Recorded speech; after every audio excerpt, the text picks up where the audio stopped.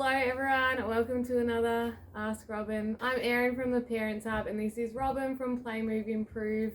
We're answering your questions. I've got one here. I'm just going to go straight to it today and read it. All right. I would love to ask Robyn for some easy mindfulness / calm down methods for boys. Are they more ragey than girls? I feel he loses his temper quickly. We do blow out the candles, but in the moment it doesn't really help.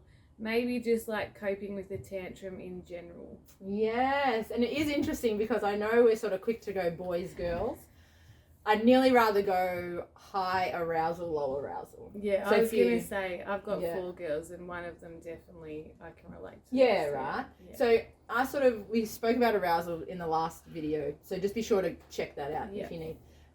We all sort of sit on like a spectrum of arousal energy level. So I am naturally a very energetic girl. My son is naturally quite a low energy boy. So when we get into the girl-boy thing, I try and just be careful of that because I feel like it's an arousal level thing. Arousal means like how much energy you bring to your play, to your focus. And some of us are just born more high energy. Hard to parent. But we want to try and work to their strengths. So, and what we were talking about last video, ISO principle, is we've got to meet them where they're at. I can't imagine someone coming up to someone like me and going, oh, I can see that you're stressed. Let's take 10 deep breaths, And for some of you that may know my journey, I know my Play Move Improve tribe, you know my journey. I'm from a trauma background. So if you came up to little Robyn and said, little Robyn, let's take 10 deep breaths, it wouldn't have gone well. You would have probably got a mouthful. I probably would have ran away from you. It's just, we've got to be really careful of, we know the intention is to take 10 deep breaths because breath work is so important for the brain and the heart, but we can do it in a more playful way. How I would sort of recommend it if I've got a little one who's in what we call red zone. Red zone is where we've just flipped our lid and our behavior is explosive. We've got to firstly meet them where they're at. So if their energy is up here and you feel like they're climbing the walls, then we've got to give them an activity where they get that out of their system. So that might be crashing onto a crash mat, rolling down a hill, running from one end of the backyard to the other to chase a ball, get on your bike and get that frustration out is where we'd have to go first. That's the red zone. We've got to come back down to the yellow zone. Yellow zone is where we start to, all right, I can listen now, I can focus now. Yellow zone might be, right, now we're going to do hopscotch, or we're going to throw 10 beanbags into a basket, or we're going to throw a teddy bear into a washing basket, whichever we have to do. Still active though, because we're still that high energy type of kid, and so we still need to get that activity out of our body. Really, blowing out a candle, doing mindful things, that takes a lot of self-control for us who are high energy. We actually would prefer not to, like as a personality like that. So if we want to get them down to that level of arousal to feel calm, I would recommend doing something sensory. So I would, for example, put 5 or 6 items hidden in a bowl of water, rice, soapy bubbles, anything you can find that you can hide objects in.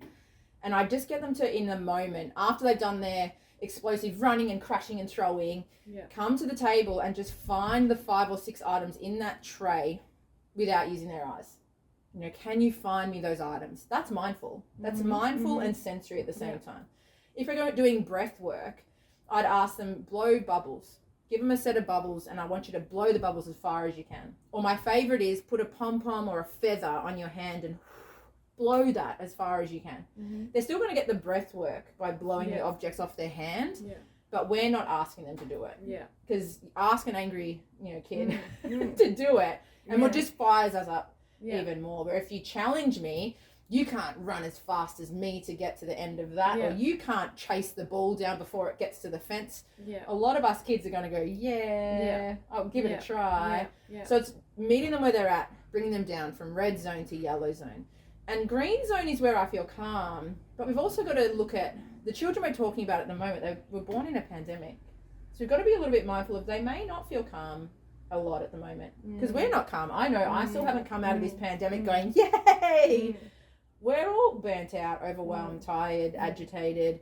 So our little ones could possibly feel the same. So try not to get this expectation of like mindfulness or perfect behavior because we're all muddling through this together. The best way I would get their energy out and bring in sensory play. Comment below sensory, the word sensory, and I can send you a sensory tub handout. And it gives you all different ideas to put in a sensory tub. So we can bring their energy level down, but in a way that they can do it. Yeah. I was going to add 2 little questions to that. Love it. If you're in the shopping centre and your high arousal child has a tantrum, what would you do? Yeah, so I have like a Mary Poppins bag. Okay. So plan your bag ahead of time. I feel like we need to do a reel on that, right? Yep. Go on Amazon, get the wedding bubbles. They're like this big. They're so amazing. Fit in your pocket. Another one was a pinwheel. So pinwheel's the stick with the flower and you blow it when they spin. That was a game changer for one of my girls. So it's having that always in your handbag. You've got your toolkit. Another one was a teddy bear. Always would bring out all these tiny little teddy bears. And if you have it ready to go, you then are actually more confident. Because we're going to the supermarket going, don't worry, this tantrum, it's going to happen. They're kids. Yeah. This tantrum's going to come. Yeah. I know. I've got this, and this in my bag, ready to go. Yeah. We're more confident. Child feels that confidence. Yeah. And look, tantrums happen. But my kids have tantrums all the time. Yeah. But we're that step ahead of it. Yeah. Yeah. Love it. The other question I had was, as a high arousal adult, which we might turn this into a second Ask Robyn. For sure.